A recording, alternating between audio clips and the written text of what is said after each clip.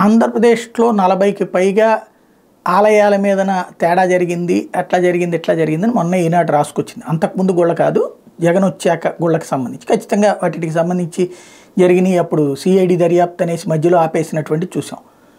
కానీ ఎవరు చేసింది అక్కడ? క్రైస్తవ సంఘాల మీద వచ్చింది, లేకపోతే పిచ్చోడని చెప్పి ప్రభుత్వం కవర్ చేసుకొచ్చింది, కథ నడిచింది. ఇప్పటికీ రామతీర్థం ఘటన వెనకాల ఎవరున్నారు, లేకపోతే కనుక రథదగ్ధం వెనకాల ఎవరున్నారని తేల్చలేకపోయింది. అది ఓ పక్కన హిందువులు మొత్తుకుంటుంటే, క్రైస్తవుల మీద దాడులు జరిగిందని తెలుగుదేశం క్రైస్తవ విభాగం ఒక విచిత్రమైనటువంటి స్టేట్మెంట్ ఇచ్చింది. వైకాపాయంలో క్రైస్తవులపై దాడులు పెరిగిపోయాయని తెలుగుదేశం పార్టీ క్రైస్తవ విభాగ రాష్ట్ర అధ్యక్షుడు ఈట స్వామిదాస్ విమర్శించారు.